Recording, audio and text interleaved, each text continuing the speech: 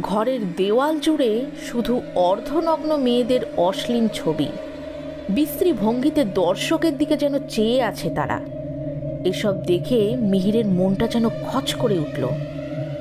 কি কি কি কি কি যা তা বলছো তুমি? তুমি তুমি চলে যাও এখান থেকে, চলে যাও। মেয়েটা এবার মিহিরের কাছে জোর করে আসতে শুরু করলো। তারপরেই সব অন্ধকার। নমস্কার বন্ধুরা, আমি সঙ্গীতা। আমি অভিজিৎ। বন্ধুরা, প্রথমেই বলে রাখি, আমাদের আজকের গল্পটি কিন্তু সম্পূর্ণ প্রাপ্তবয়স্কদের জন্য। আপনাদের সকলকে আমাদের চ্যানেলে স্বাগত জানাই। আমরা আজকে আবারও চলে এসেছি আপনাদেরকে এক নতুন গল্পের দুনিয়ায় নিয়ে যেতে। আমাদের চ্যানেলে যদি নতুন কোনো শ্রোতাবন্ধু হয়ে থাকেন, তাদের কাছে আমাদের একান্ত অনুরোধ, আপনারা আমাদের ইউটিউব চ্যানেলটিকে সাবস্ক্রাইব করে অবশ্যই পাশে থাকবেন। আপনাদেরকে আবারও মনে করিয়ে দিই, আমাদের গল্প কিন্তু প্রতি বুধবার রাত 8টায় আসতে থাকে। তাহলে আপনারা কিন্তু একদম শুনতে ভুলবেন না। তাহলে চলো সরাসরি গল্পে চলে যাই। শুরু হচ্ছে আমাদের আজকের নিবেদন, পার্থিব মণ্ডলের কলমে মোহিনীর ফাঁদে।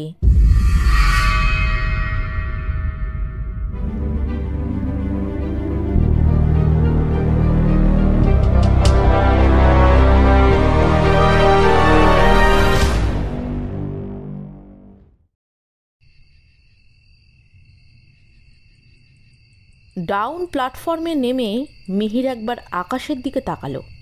না, আকাশ খুব একটা পরিষ্কার নয়।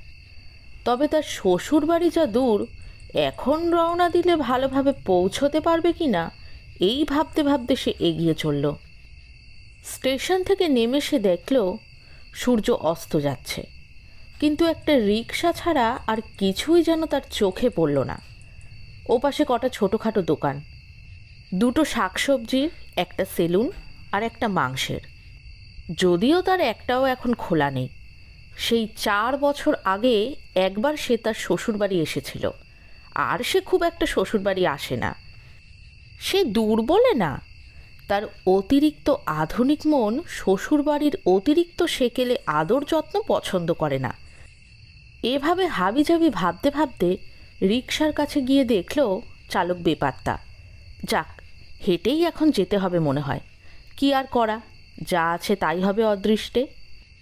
স্টেশন থেকে 3 কিলোমিটার পর একটা ছোট্ট নদী পেরিয়ে তার পরের গ্রামে তার শ্বশুরবাড়ি। তার শ্বশুররা সেকেলে জমিদার।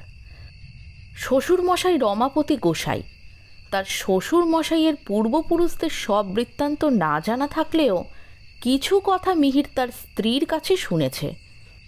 যেমন ধরুন, তার শ্বশুরমশাইয়ের ঠাকুরদাদা নাকি এক মস্ত বড় যোগী সাধক ছিলেন। হিমালয় থেকে কাশী তার নিত্য যাতায়াত ছিল। তবে তার দৈনিক, মাসিক না বাৎসরিক সে কথা জিজ্ঞেস করে আর তার স্ত্রীমতীকে শ্রীমতী ভয়ঙ্করীতে রূপান্তরিত করতে তার প্রবৃত্তি একেবারেই হয়নি। তারপর ধরুন, তার শ্বশুর মশাইয়ের ঠাকুরদাদার সাথে নাকি রাজা রামমোহন রায়ের নিকটাত্মীয়ের ঘনিষ্ঠতা ছিল। এইসব ইত্যাদি ইত্যাদি আর কি। তার শ্বশুরমশাইও প্রচণ্ড দৌর্দণ্ড প্রতাপশালী ব্যক্তি ছিলেন। এমন লোকের জামাই হয়ে মিহির মাঝে মাঝে যেন শিহরিত হয়ে ওঠে। এইভাবেই এক মনে সে পথের ধার দিয়ে হাঁটছে। এমন সময় তার গায়ের পাশ দিয়েই প্রায় হুড়মুড় করে একটা রিকশা চলে গেল। মিহির প্রথমে চমকে উঠল, তারপর ধাতস্থ হয়ে মনে মনে একটু বিরক্ত হলো। ভাবল একবার ডেকে তাকে 2-4 কথা শুনিয়ে দেয়, কিন্তু বৃথা বিবাদে লাভ নেই। তাছাড়া বেটা যা নেশা করেছে, ঝগড়া করলে তো তাকে শ্বশুর বাড়ি পৌঁছে দিয়ে আসবে না। সামনেই ঝোপ জঙ্গল। এইখানে একটু ছোট জঙ্গল মতো আছে, যদিও ঠিক জঙ্গল বলা চলে না।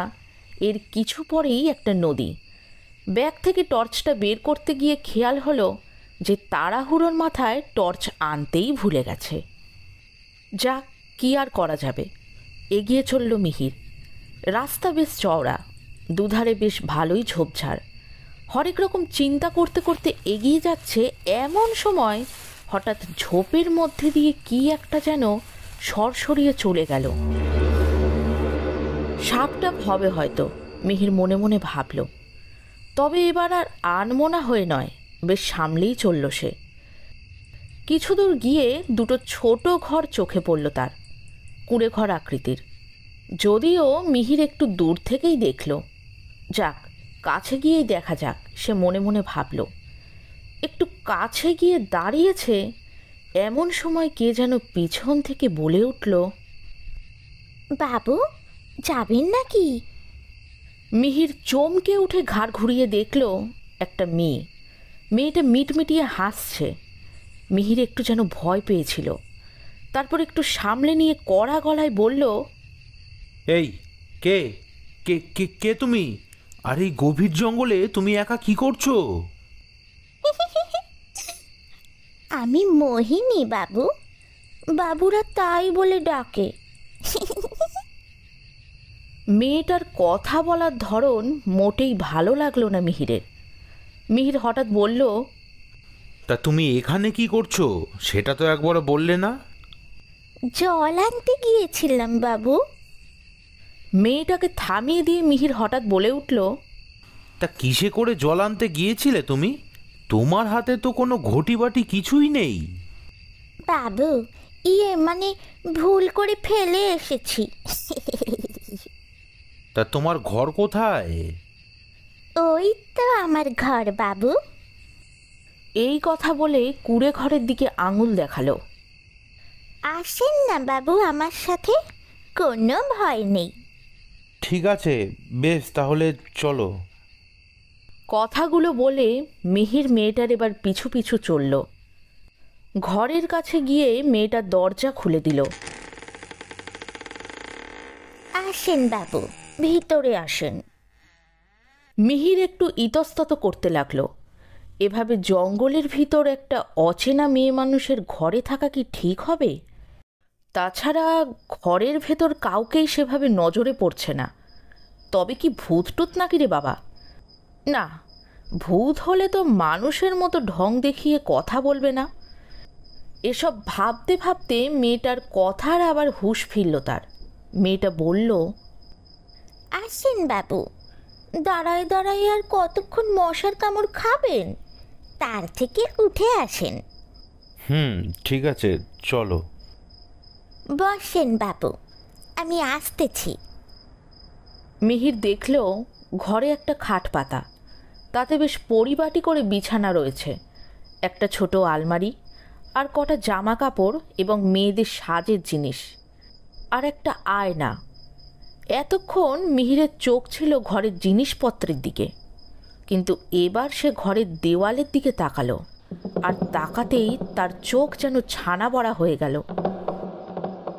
ঘরের দেওয়াল জুড়ে শুধু অর্ধনগ্ন মেয়েদের অশ্লীল ছবি। বিশ্রী ভঙ্গিতে দর্শকের দিকে যেন চেয়ে আছে তারা। এসব দেখে মিহিরের মনটা যেন খচ করে উঠল। এ এ কার পাল্লায় পড়লাম রে বাবা! যাক, আগের থেকে কিছু বলা বা ভেবে নেওয়া ঠিক হবে না। আরও কিছুক্ষণ বরং দেখা যাক। এসব কথা ভাবছে দাঁড়িয়ে দাঁড়িয়ে। এমন সময় মেয়েটার গলা শুনতে পেল। আরে বাবু, এখনো আপনি দাঁড়িয়ে আছেন? বসেন না, খাটে বসেন। মিহির এদিক ওদিক তাকিয়ে খাটে হাত ঝেড়ে বসতেই মেয়েটা তার দিকে তার হাতের গ্লাসটা এগিয়ে দিল। মিহির ইতস্তত করে বলল, কি কি কি আছে এতে? শরবত বাবু, গলা শুকাইয়া গেছে, খাই নিন। মিহির আর বেশি কথা না বলে মেয়েটার হাত থেকে গ্লাসটা নিয়ে মুখের কাছে ধরতেই তার নাকে যেন একটা বিশ্রী গন্ধ ঠেকল। তাও নিরুপায় হয়ে সে 3 ঢোকে গ্লাসটা শেষ করে মেয়েটার হাতে দিয়ে বলল, এ নাও, যাও, হয়ে গেছে। যাই বাবু। এই কথা বলেই মেয়েটা ঘর থেকে বেরিয়ে গেল। মিহির তার ক্লান্ত চরণ দুটিকে খাটে তুলে একটু বসতে যাবে, এমন সময় আবারও মেয়েটার গলা। বাবু, রেতের বেলা কি খাইবেন আপনি? মিহির বিরক্তি স্বরে বলল, আহ, কি আছে কি তোমাদের এখানে? যা আপনি চাইবেন বাবু। মিহির এবার সচেতন হয়ে বলল, ভাত আর ডাল হবে? ভাত ডাল কি বলেন বাবু? এই মোহিনীর ঘরে মাংস অবধি মেলে, আর আপনি হলেন গিয়ে শহরের বাবু। আপনি চান তো স্পেশালও হবে। মিহির ভ্রু কুঁচকে বলল, স্পেশাল? তা কি খাওয়াবে একটু শুনি। তাইলে বাবু ভাত ডাল আর মাংসই করি, কি বলেন বাবু? আচ্ছা ঠিক আছে, এবার যাও। মেয়েটা বেরিয়ে গেল। প্রায় আধ ঘন্টার মধ্যেই মেয়েটা খাবার তৈরি করে আনলো। খেতে বসে মিহির দেখল একেবারে গরম খাবার, গরম ভাত ডাল আর গরম মাংস। কিন্তু এত তাড়াতাড়ি এও কি সম্ভব? তার বউয়ের তো এত তাড়াতাড়ি রান্না হয় না। তবে কি মেয়েটা কোনো জাদু টাদু জানে নাকি? ডালটা একটু চুমুক দিতে যাবে আর অমনি আবার সেই মোটকা গন্ধ। যাক, তাও সে চুমুক দিল। দেখল স্বাদ বেশ ভালোই হয়েছে। মাংসটাও চেখে দেখল সে, বেশ চমৎকার। বেশ চেটেপুটেই খেলো সে। খাওয়া শেষে মেয়েটা এক ঘটি জল দিল। তাতেই মিহির বাইরে গিয়ে হাত মুখ ধুয়ে এলো। পূর্ণিমার রাত, মধ্য গগনে চাঁদ। ঘরে এসে সে দেখল মেয়েটা বিছানাটা হাত দিয়ে ঝেড়ে দিচ্ছে। তারপর মিহিরকে বলল, বাবু নেন, এবার ঘুমাই পড়েন তো, কাল সকাল সকাল উঠাই দেব। মিহির কোনো কথা না বলে বালিশে মাথা এলিয়ে দিল। তারপর মেয়েটা বলল, তাইলে বাবু আপনি সঙ্গে যান, আমি বাইরে থেকে খিলটি দিয়ে দিচ্ছি।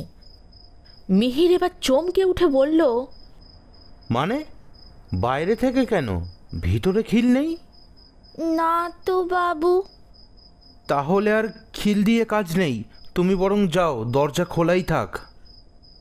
মেয়েটা আর কোনো কথা না বলে বেরিয়ে গেল। মিহির আবার এসে শুয়ে পড়ল। শুয়ে শুয়ে সে ভাবতে লাগলো, মেয়েটা কে? এখানেই বা কী করে এলো? মেয়েটার কথার মধ্যে কেমন যেন বাজারি মেয়েদের মতো টান রয়েছে। ঘর ভর্তি এসব নোংরা ছবি। কে তাহলে মেয়েটা? তাহলে কি তার অনুমানই ঠিক? ঘরের ভিতর এতক্ষণ টিমটিম করে একটা লণ্ঠন জ্বলছিল। মিহির লণ্ঠনের আলো কমিয়ে শুতে যাবে, এমন সময় ভাবল খিল না থাক, তবু দরজাটা বন্ধ করে দেওয়াই ভালো। সে উঠে একবার বাইরে উঁকি মেরে কাউকেই দেখতে পেল না। তারপর আস্তে আস্তে দরজাটা ঠেসিয়ে দিল। বালিশে মাথা দিতেই তার তন্দ্রা এসে গেল। আস্তে আস্তে দু চোখের পাতা জুড়ে ঘুম এলো তার। হঠাৎ ঘুম ভেঙে গেল মিহিরের। কেমন একটা যেন অনুভব হতে লাগলো। গোটা ঘর জুড়ে কেমন এক সুগন্ধ। পাশ দিয়ে দরজার দিকে তাকাতেই চমকে উঠল সে। একটা মেয়ে, সারা গায়ে গয়নায় ভর্তি, পরনে দামি শাড়ি, খোপা করে চুল বাঁধা, তাতে আবার রজনীগন্ধার মালা। চোখ মুছে আবার তাকালো মিহির। হ্যাঁ, সে ঠিকই দেখছে। ধর্মড়িয়ে এবার উঠল বিছানায়। রীতিমতো ভয় পেয়েছে সে। আর ভয় পাবারই কথা, এই মাঝরাতে এই সব কাণ্ড। তারপর অচেনা জায়গায় সে এসে পড়েছে। সে দেখল মেয়েটা তার দিকে তাকিয়ে তাকিয়ে হাসছে। মিহির এবার মনে সাহস নিয়ে এলো। সে বলল, কে কে কে কে কে তুমি? মেয়েটা কোনো কথা না বলে তার দিকে ধীর পায়ে এগিয়ে আসতে লাগলো। মিহির ভয়ে কাঁপতে শুরু করেছে। মেয়েটা ক্রমেই তার দিকে এগিয়ে আসছে। স্পষ্ট দেখতে পাচ্ছে মিহির। মেয়েটা এবার উঠে বসেছে বিছানায়। আস্তে আস্তে তার দিকে এগিয়ে আসছে। লণ্ঠনটাও বেশ জোরেই জ্বলছে। কেই বা জ্বালালো? মেয়েটার মুখটা আস্তে আস্তে এবার বোঝা যাচ্ছে। মোহিনী! হ্যাঁ গো বাবু। তুমি তুমি কি কি করতে এসেছো এখানে? বারে, আপনি তো আমার ঘরে এসেছেন। হ্যাঁ হ্যাঁ হ্যাঁ, তা তুমি তো চলে গেছিলে, তাহলে আবার কেন ফিরে এলে? মুই ভাবলাম যে আপনার আয়েস লাগবে, তাই আইলাম। এই কথা বলে মেয়েটা মিহিরের গা ঘেঁষে বসল। মিহির বেশ অপ্রস্তুত হয়ে পিছিয়ে গেল। এবার মেয়েটার কথা শুনে মিহির রীতিমতো চমকে উঠল। মেয়েটা বলল, কি বাবু, আমায় আদর করবেন নাকি? মিহির চমকে উঠে বলল, কি কি কি কি কি যা তা বলছো তুমি? তুমি তুমি চলে যাও এখান থেকে, চলে যাও। মেয়েটা এবার মিহিরের কাছে জোর করে আসতে শুরু করলো। তারপরেই সব অন্ধকার।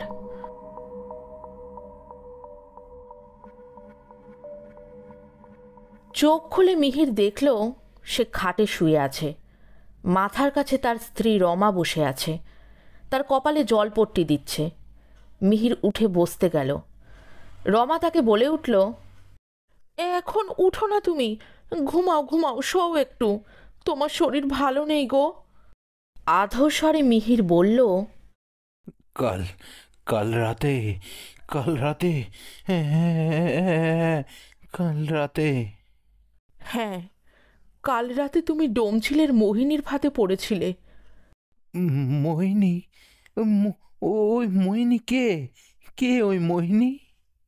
ঠিক আছে, শোনো তাহলে। মোহিনী ওর ভালো নাম নয়, ওর আসল নাম রূপা। অল্প বয়সেই ওর মা মারা যায়, তারপর ওর বাবার কাছেই ও বড় হচ্ছিল। ওর স্বভাব চরিত্র খুব একটা ভালো ছিল না। ওর রূপের জন্য গ্রামের বড় লোকদের লম্পট ছেলেরা ওর সাথে ভাব জমিয়ে ওর পিছনে মোটা টাকা খরচ করত। তবে তা বেশি দিন চলেনি। ছেলেদের বাবারা কিছুদিনের মধ্যেই সব শুনতে পেয়ে ছেলেদের সাবধান করে দিল, আর রূপার বাবাকেও বেশ কড়াভাবে সতর্ক করলো। তারপর বেশ কিছুদিন সব চুপচাপ। আবার শোনা গেল যে সব শহরের মানুষরা কুটুম্ব হয়ে গ্রামে কারোর বাড়ি আসতো, তাদের মধ্যে কেউ নাকি রাতের বেলায় রূপার ঘরে যায়। বাপটা মাতাল, তাই মদ খেয়ে কোথায় পড়ে থাকে তার কোনো ঠিক ঠিকানা নেই। এসব রটতে আর বেশি দিন সময় লাগলো না। কিছুদিনের মধ্যেই গ্রামে আবার সভা বসলো। ঠিক হলো গ্রামের পক্ষ থেকে রূপার বিয়ে দেওয়া হবে, আর রূপার বাবাকেও অন্য কোথাও পাঠিয়ে দেওয়া হবে। পাত্র ঠিক হলো, ছেলে জন খাটে, নিজেরও 1 কাঠা জমি আছে। সব দেখে শুনে বিয়ে হলো। ছেলে বউকে আর শ্বশুরকে নিয়ে গেল, বলল শ্বশুর তার কাছেই থাকবে। গ্রামের সবাই মত দিল তাতে, বলল বেশ ভালোই তো হবে। এভাবে বেশ কয়েক বছর কেটে গেল। বছর শেষ হতেই পাশের গ্রাম থেকে কে নাকি শুনে এসেছে যে রূপার বাপ নাকি রোগে ভুগে মারা গেছে, আর তারা নাকি বেপাত্তা। সবাই খুঁজেও তাদের কোনো হদিশ পেল না। হঠাৎ আবার গুঞ্জন শোনা গেল কারা নাকি নদীর ধারের জঙ্গলে কাঠ কাটতে গিয়ে 2-3 জন শহরের লোককে চলে যেতে দেখেছে। আবার কিছুদিন পর শোনা গেল যে রূপা আর তার বর ওই জঙ্গলেই ঘর করে আছে। গ্রামের লোকে শুনে বলল, তা থাক না, তাতে আবার আমাদের কি। একদিন নদীর পাড়ে মাঝিরা রূপার বরের লাশ দেখতে পেল। সবাই বলল থানা পুলিশ করে কোনো লাভ নেই, তার থেকে ডোমেদের বলে পুড়িয়ে ফেলাই ভালো। তাই হলো। তারপর আবার সব শান্ত। কিন্তু কিছুদিন যেতে না যেতেই আবার গুজগুজ ফুসফুস যে জঙ্গলে শহরের লোকেরা আসে। এসব কথা বারবার শুনে কিছু লোকের কৌতূহল আরও বেড়ে গেল। তারা রাতের বেলায় চুপি চুপি রূপার ঘরে গিয়ে যা শুনে এলো, তার সার কথা এই যে রূপা এখন পতিতা মেয়ে। শহরের লোকেরা এসে ওর ঘরে আয়েশ করে যায়। ভালোবেসে বাবুরা তাকে নাকি মোহিনী বলে ডাকে। তার এখন খুব দেমাক। বাবুরা সব গয়নাগাটি টাকা পয়সায় তাকে ভরিয়ে দিয়ে গেছে। এসব শুনে পাড়ায় আবার সভা বসল। এবার ঠিক হলো আর নয়, এভাবে আর চলতে থাকলে তো জায়গার বদনাম হবে, তা হতে দেওয়া যায় না। তাই কজন সন্ডা মার্কার লোককে আদেশ দেওয়া হলো রাতের বেলায় গিয়ে মোহিনীর ঘরে যে বাবুরা থাকবে তাদেরকেও মোহিনীর সাথে পিটিয়ে মেরে লাশ যেন জঙ্গলে পুঁতে ফেলে। কথা মতো কাজ হলো, পিটিয়ে লাশ মাটিতে পুঁতে দেওয়া হলো, এমনকি ঘরেও আগুন দিয়ে দেওয়া হলো। আর তারপর থেকে কিছু হয়নি, সব চুপচাপ, সব বদনাম ঘুচল। তবে তারপর থেকে যারাই আসে ওই রাস্তা দিয়ে রাতের বেলায়, তারাই নাকি যেন মোহিনীকে দেখতে পায়, ও নাকি তাদের ঘরে নিয়ে গিয়ে। এই কথা বলেই রমা মিহিরকে ভয় জড়িয়ে ধরল। মিহির এতক্ষণ ধরে যা শুনল তা শুনে হাঁ হয়ে তাকিয়ে রইল, তার বুকে মুখ গুজে থাকা রমার পিঠের দিকে। ওর শরীর ঘামে ভিজে গেছে। রমা, তাহলে তাহলে আমার কিছু হয়নি বলো? আমি ঠিক আছি তো? হ্যাঁ, তুমি তুমি একদম ঠিক আছো। যদি ঠিক না থাকতে তাহলে তোমাকে আর পেতাম না গো, তোমাকে আর পেতাম না।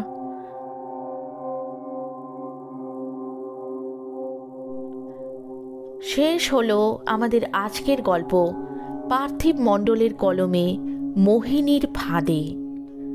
আজকের গল্পটি আপনাদের কেমন লাগলো অবশ্যই কিন্তু আমাদেরকে কমেন্টে জানাবেন। আর লাইক, শেয়ার, সাবস্ক্রাইব করতে কিন্তু একদম ভুলবেন না। চলে আসছি আগামী বুধবার রাত 8টায় আবারও নতুন কোনো গল্প বা ঘটনা নিয়ে। সবাই ভালো থাকবেন, সুস্থ থাকবেন।